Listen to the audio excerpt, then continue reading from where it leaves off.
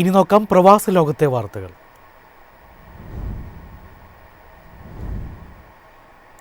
യുഎസിലെ 1.5 ദശലക്ഷത്തിലധികം പേർക്ക് നിയമപരമായി പദവി നഷ്ടപ്പെടും. ട്രംപിന്റെ നയപരിഷ്കാരം കുടിയേറ്റക്കാർക്ക് തിരിച്ചടിയാകും.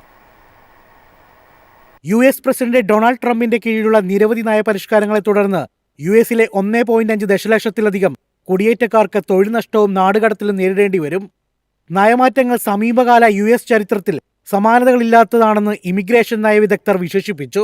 1 ദശലക്ഷത്തിലധികം ആളുകൾക്ക് താൽക്കാലിക സംരക്ഷിത പദവി അവസാനിപ്പിച്ചുകൊണ്ടും ഏകദേശം 5 ലക്ഷം പേരുടെ മാനുഷിക പരോൾ സംരക്ഷണം പിൻവലിച്ചുകൊണ്ടും ട്രംപ് ഭരണകൂടം നിയമപരമായ കുടിയേറ്റം കുറച്ചതായി റിപ്പോർട്ടുകൾ സൂചിപ്പിക്കുന്നു.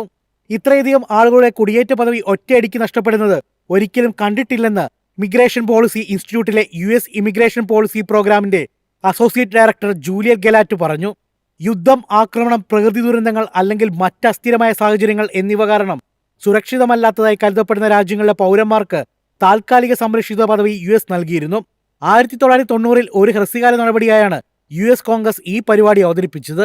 ജനുവരി അവസാനം ട്രംപ് ഭരണകൂടം അധികാരത്തിൽ തിരിച്ചെത്തുന്നതിന് മുമ്പ് 17 രാജ്യങ്ങളിൽ നിന്നുള്ള 1.3 ദശലക്ഷത്തിലധികം കുടിയേറ്റക്കാർ TPSന്റെ പരിധിയിൽ വന്നിരുന്നു. 11 രാജ്യങ്ങളിൽ നിന്നുള്ള കുടിയേറ്റക്കാർക്കുള്ള TPS നയം അവസാനിപ്പിച്ചു. ഫെബ്രുവരിയോടെ 1 ദശലക്ഷത്തിലധികം ആളുകൾക്ക് സംരക്ഷണം നഷ്ടപ്പെടും. ഹെയ്തി, വെനിസുല എന്നിവിടങ്ങളിൽ നിന്നുള്ള കുടിയേറ്റക്കാരാണ് TPS നഷ്ടപ്പെടാൻ സാധ്യതയുള്ളവരിൽ ഭൂരിഭാഗവും. ഏകദേശം 9,35,000 ആളുകളെ ഇത് ബാധിച്ചു. News desk, MyFin TV. ബഹ്റിനിലെ സ്വകാര്യ മേഖലയിൽ സ്വദേശികളും പ്രവാസികളും തമ്മിലുള്ള വേതന നിരക്കിൽ വൻ വ്യത്യാസം. പ്രവാസികളിലധികവും കുറഞ്ഞ ശമ്പളക്കാരെന്ന് റിപ്പോർട്ട്. ബഹ്റിനിലെ മലയാളികൾ ഉൾപ്പെടെയുള്ള പ്രവാസികൾ കുറഞ്ഞ വേതനം കൈപ്പറ്റുന്നവരെന്ന് സോഷ്യൽ ഇൻഷുറൻസ് ഓർഗനൈസേഷൻ പുറത്തുവിട്ട റിപ്പോർട്ട് വ്യക്തമാക്കുന്നു.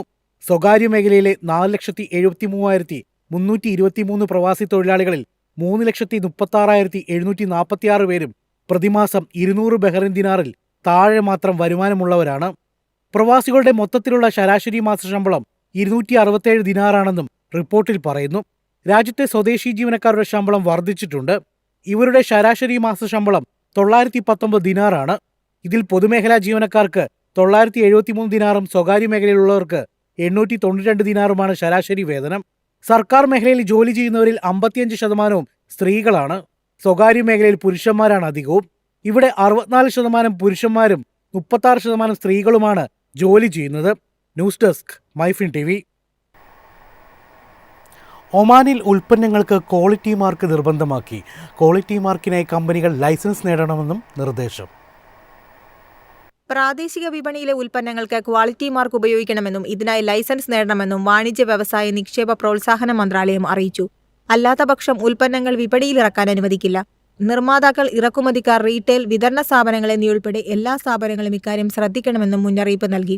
കമ്പനികൾ ലൈസൻസ് നേടുകയോ പുതുക്കുകയോ ചെയ്യണമെങ്കിൽ അംഗീകൃത സ്ഥാപനങ്ങളുടെ ഹസം പ്ലാറ്റ്ഫോം വഴി അപേക്ഷകൾ സമർപ്പിക്കണം. മാർച്ച് 1 മുതൽ നിയന്ത്രണം പ്രാബല്യത്തിൽ വരും. ഉൽപ്പന്നങ്ങളുടെ ഗുണനിലവാരം ഉറപ്പുവരുത്തുന്നതിനും ദേശീയ ഉൽപ്പന്നങ്ങളുടെ വിശ്വാസ്യത വർദ്ധിപ്പിക്കുന്നതിനും സഹായിക്കുന്നതാണ് നടപടി. News desk, MyFin TV.